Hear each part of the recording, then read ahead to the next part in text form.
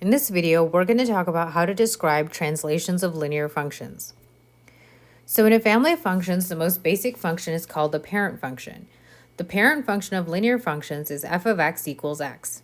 So the linear parent function y equals x, you can see here, is graphed on this grid. It has a slope of m equals 1 and a y-intercept of 0, 0. So all other linear functions are basically transformations of the parent function f of x equals x. There are three types of transformations: translations, stretches and compressions, and reflections. So the one we're going to talk about in this video is translations. A translation is a transformation where every point moves or slides in a certain direction. So you can see here I have the parent function graphed in blue.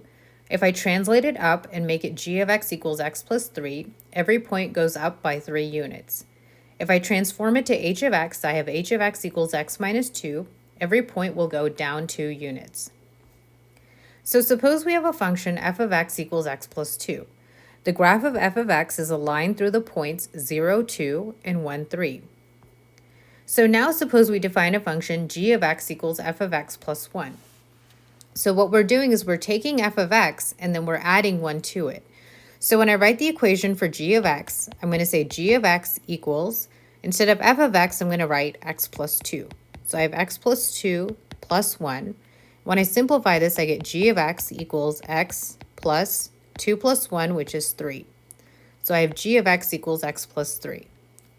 So if we graph this equation, we have g of x equals x plus 3. You'll see that it's a line that passes through 0, 3, and 1, 4. Let's compare both equations.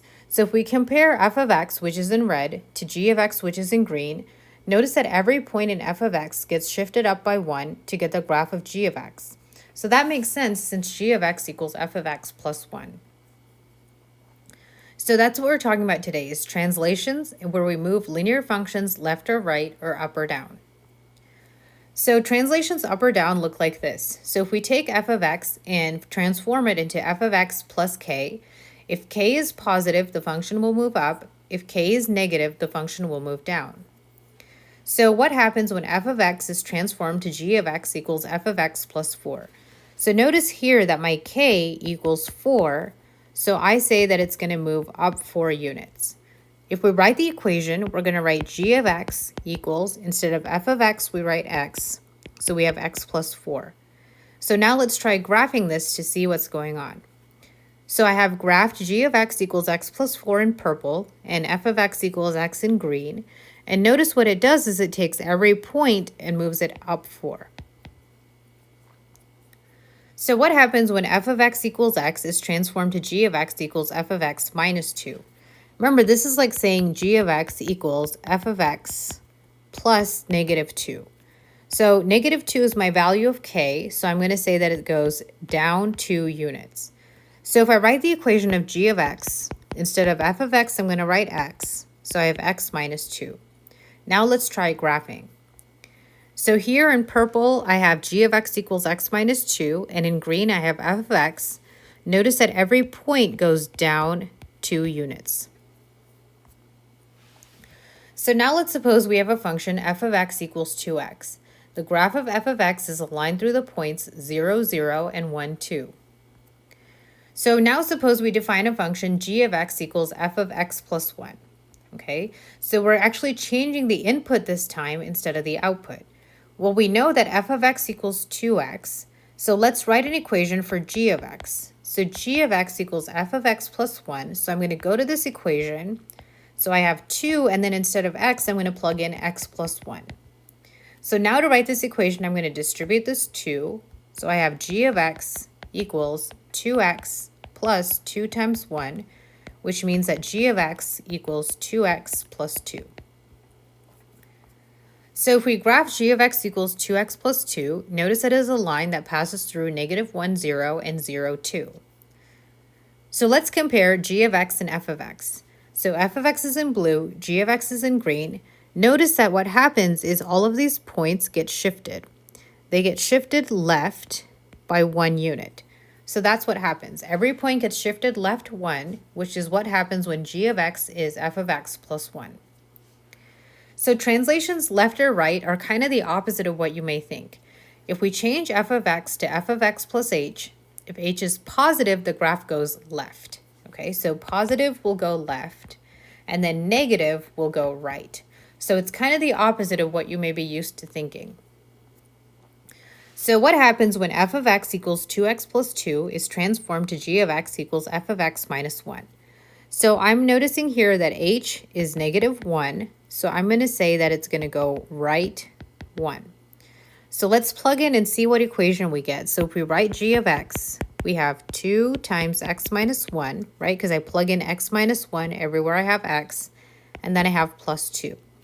So if I'm going to simplify this, I'm going to start off by distributing the 2. So I have 2x minus 2, and then plus 2.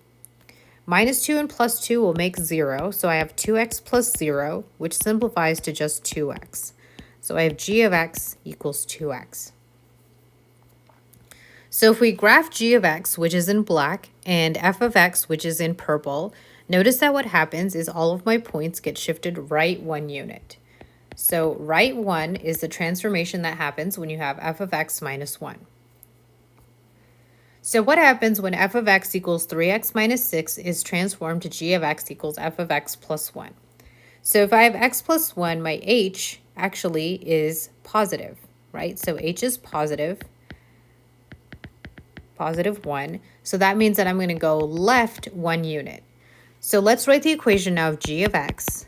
So I have 3 times x plus 1 minus 6.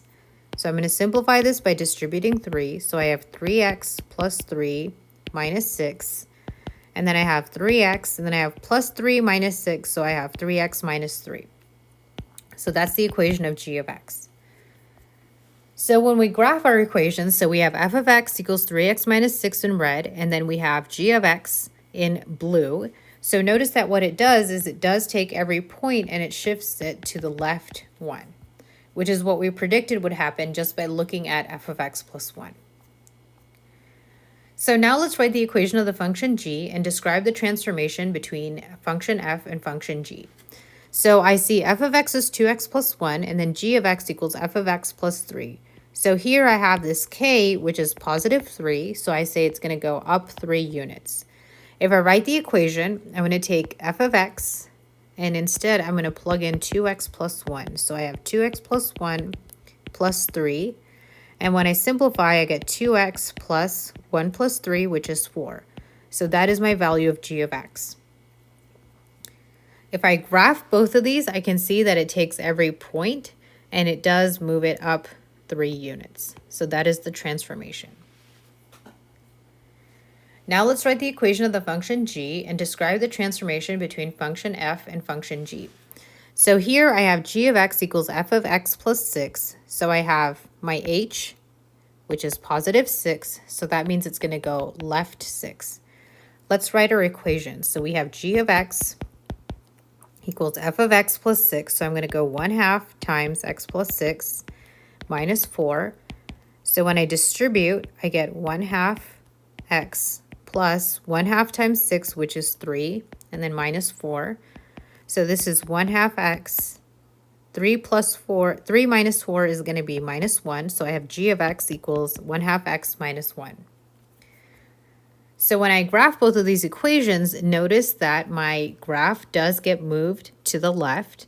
Every point in the original line is going to go left 6 units, which is the same transformation I predicted just by looking at the equation. So a function is translated up or down when the function f of x is transformed to f of x plus k. If k is positive, the function goes k units up. If k is negative, the function goes k units down.